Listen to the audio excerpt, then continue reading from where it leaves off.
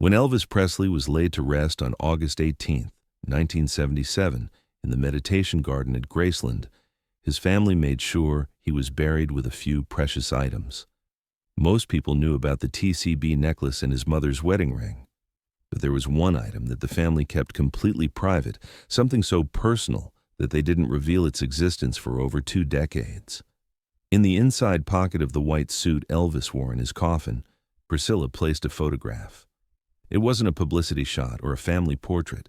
It was a simple snapshot taken at a concert in 1975, slightly out of focus, poorly lit, captured on amateur equipment by someone in the audience.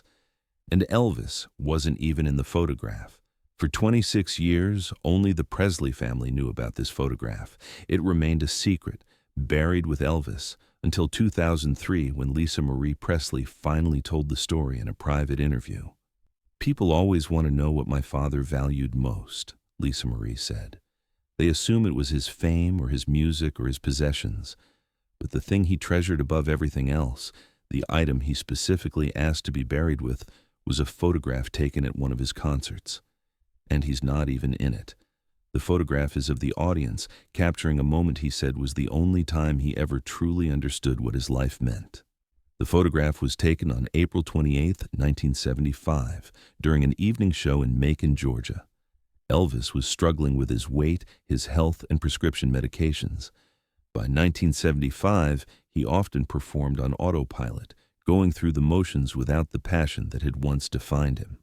The Macon show started like dozens of others. But something felt different that night. The audience energy was more genuine, less about screaming celebrity worship and more about real connection. Halfway through, Elvis performed "How Great Thou Art," the gospel song that had always been special to him. As he sang, Elvis looked out and saw something that stopped him cold. In the front rows, adults were crying, not from celebrity overwhelm, but because the music was touching something real inside them. In the middle rows, a young couple held hands, eyes closed, swaying together. But what really captured Elvis's attention was row 12. A middle-aged man in a wheelchair was singing along, his face radiant with joy. Standing behind him, hands on his shoulders, was a woman Elvis assumed was his wife. She wasn't watching Elvis, she was watching her husband, and the look on her face was so full of love and gratitude and heartbreak that Elvis felt something crack inside his chest. That's when someone in the audience took the photograph, not of Elvis, but of this moment he was witnessing. The photographer captured the elderly woman with arms raised, the young couple holding hands, the man in the wheelchair singing, his wife behind him with that devastating expression. And in the corner, barely visible, you could see the edge of Elvis's hand reaching toward the audience. Elvis finished the song, but he was shaken.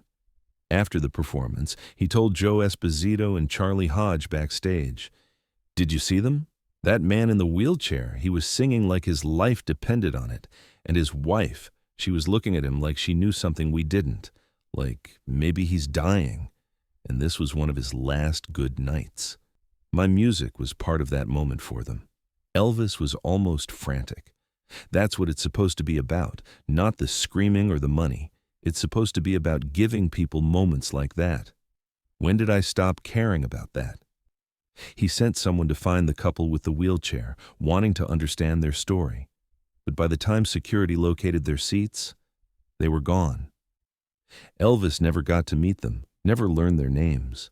He was left with only the memory and the devastating realization that he'd been wasting his gift. 3 days later, a package arrived at Graceland.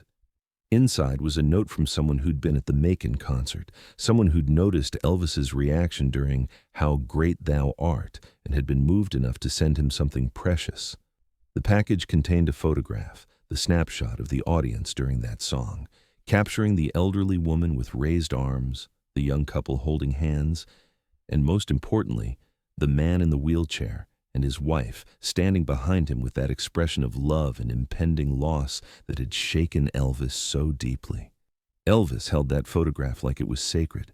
He showed it to Lisa Marie, who was 7 years old at the time. "Look at this, baby. Look at their faces. This is why I sing. Not for the screaming crowds or the gold records. For moments like this, where music helps people feel something true, Lisa Marie remembered that conversation for the rest of her life. She remembered her father's intensity, his almost desperate need to make her understand that this photograph represented something more important than all his other achievements combined. From that day forward, Elvis kept the photograph with him constantly. It traveled with him on tour, sat on his nightstand at Graceland, was tucked in his jacket pocket during performances. He would take it out and look at it before shows, reminding himself what he was really doing, why it mattered beyond the commercial machinery of his career. The medications and the health problems and the exhaustion didn't go away. Elvis continued his slow decline over the next 2 years, but the photograph became his touchstone, his reminder that underneath all the dysfunction and pain and wasted potential, he'd created moments of genuine meaning in people's lives. In early August 1977, less than 2 weeks before he died, Elvis called Priscilla and Lisa Marie into his bedroom at Graceland. He was clearly not well, bloated from medications, exhausted in a way that went beyond physical tiredness. He held up the photograph and spoke to them with unusual seriousness. "I want to tell you about this picture because it matters. When I die, and I know that's going to be sooner rather than later, I want this buried with me. Not because I'm being dramatic or morbid, but because this photograph represents the only thing about my life that I'm truly proud of. Everything else, the fame, the movies, the success, it all feels empty. But this moment, when my music helped real people feel real things, that matters. That's what I want to be remembered for." Priscilla tried to argue, tried to tell him he wasn't dying, that he had years ahead of him, but Elvis was insistent. "Promise me, when the time comes, put this photograph in my pocket. Let me take it with me. It's the only proof I have that my life meant something beyond entertainment." Priscilla promised, though she hoped desperately she'd never have to keep that promise.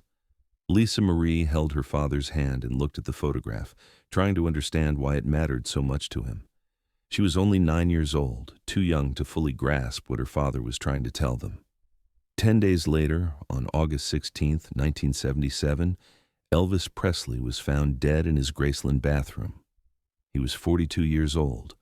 The world went into shock, millions of fans mourning the loss of the king of rock and roll. But for Priscilla and Lisa Marie, the grief was personal and complicated, tied up with years of dysfunction in love and watching someone destroy himself slowly. As they prepared Elvis's body for burial, Priscilla remembered the promise. She found the photograph in Elvis's bedroom, still in the same spot where he'd shown it to them just days earlier. The image was worn from being handled so frequently, the corners bent, the surface scratched. But the moment it captured was still visible, the elderly woman with raised arms, the young couple holding hands, the man in the wheelchair singing, his wife standing behind him with that expression of devastating love. Priscilla placed the photograph in the inside pocket of the white suit Elvis would be buried in. She didn't tell the funeral directors what it was. She didn't mention it to the press or the biographers who would later write about Elvis's death and burial. It was a private thing, a promise kept between her and Elvis, a secret carried into the grave. At the funeral, as thousands of mourners filed past Elvis's open casket, not one of them knew about the photograph hidden in his pocket. They saw the white suit, the perfectly styled hair, the peaceful expression on his face, but they couldn't see the worn snapshot resting against his heart, the photograph of strangers he'd never met whose moment of joy had given his life meaning when everything else had stopped making sense. For 26 years, Priscilla and Lisa Marie kept the secret. When people asked what Elvis had been buried with, they mentioned the TCB necklace and his mother's ring. But they never mentioned the photograph. It felt too personal, too private, like revealing it would somehow cheapen what it had meant to Elvis. Lisa Marie grew up carrying this secret, understanding that it revealed something important about her father that the public image never captured. The Elvis the world knew was the hip-swiveling rebel, the Vegas showman, the movie star, the tragic figure who died too young from his own excesses. But the Elvis that Lisa Marie knew, the one revealed by that photograph, was different. He was someone who'd understood what really mattered, who'd recognized genuine human connection when he saw it, who'd valued a moment of authentic emotion more than all his gold records combined. As she got older, Lisa Marie started to understand why her father had treasured that photograph so much. It represented the best version of himself, the version that existed before fame corrupted everything, the version that wanted to use music to help people feel less alone. The photograph captured people feeling something real because of his music, and that was the only accomplishment he'd been able to take genuine pride in. In 2003, during a private interview about her father's legacy, Lisa Marie finally told the story of the photograph. The interviewer had asked what people didn't understand about Elvis, what the public image got wrong. And Lisa Marie, perhaps feeling that enough time had passed, perhaps feeling that her father's real legacy needed to be properly understood, revealed the secret. She described the photograph and explained when it was taken and why it had mattered so much to Elvis. She talked about his insistence on being buried with it, his belief that it represented the only meaningful aspect of his career. And she shared his words from that conversation in August 1977, less than 2 weeks before he died, when he'd told them he wanted the photograph buried with him. The story spread slowly at first, then gained momentum as Elvis fans and historians recognized its significance. It reframed how people thought about Elvis's final years. Yes, he'd been struggling with addiction and health problems. Yes, he'd made bad decisions and wasted his talent on forgettable movies. But underneath all that, he'd understood something important about the purpose of art and the responsibility of artists. He'd known that his real legacy wasn't the commercial success or the cultural impact. It was the individual moments of connection he'd created, the times when his music had helped real people survive real pain. Researchers tried to track down the people in the photograph. They studied the image, enhanced it, tried to identify the man in the wheelchair and his wife, the elderly woman with raised arms, the young couple holding hands. But the photograph was too degraded, taken on too poor quality equipment, capturing people who'd been anonymous audience members at one of hundreds of Elvis shows. No one ever definitively identified the people in that photograph. They remained anonymous, which somehow felt appropriate. They weren't important as individuals. They were important as representatives of everyone who'd ever been touched by Elvis's music, everyone who'd ever found solace or joy or meaning in one of his performances. The man in the wheelchair could have been any of thousands of fans dealing with illness or disability. His wife could have been any of the countless people who'd stood by loved ones through impossible circumstances. The elderly woman with raised arms could have been any of the believers who'd seen divinity in Elvis's gospel performances.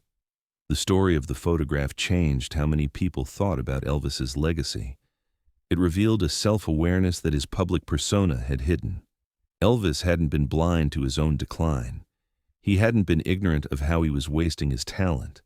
He'd known, and that knowledge had tormented him, but the photograph had given him something to hold on to, proof that even in his dysfunction and failure, he'd created moments of genuine value. Today, the photograph remains buried with Elvis in the meditation garden at Graceland. No one has ever tried to exhume the body to recover it, and Priscilla and Lisa Marie have made it clear that it should stay where Elvis wanted it, accompanying him into whatever comes after death. But the story of the photograph has become part of Elvis's legend, perhaps the most important part. It reminds us that the true measure of an artist's life isn't fame or commercial success. It's the moments of genuine human connection they create, the times when their art helps someone feel less alone or more alive or more capable of bearing their pain. Elvis carried that photograph for 2 years, from the night it was taken in April 1975 until the day he died in August 1977. And then he carried it beyond death, insisting it be buried with him, taking it wherever souls go when bodies fail. It was his way of saying that this moment, this captured instant of strangers experiencing joy and love and faith through his music, was his real legacy. Everything else, all the gold and the glory and the fame, was just noise. The man in the wheelchair, whoever he was, sang, How Great Thou Art on April 28, 1975, at a concert in Macon, Georgia.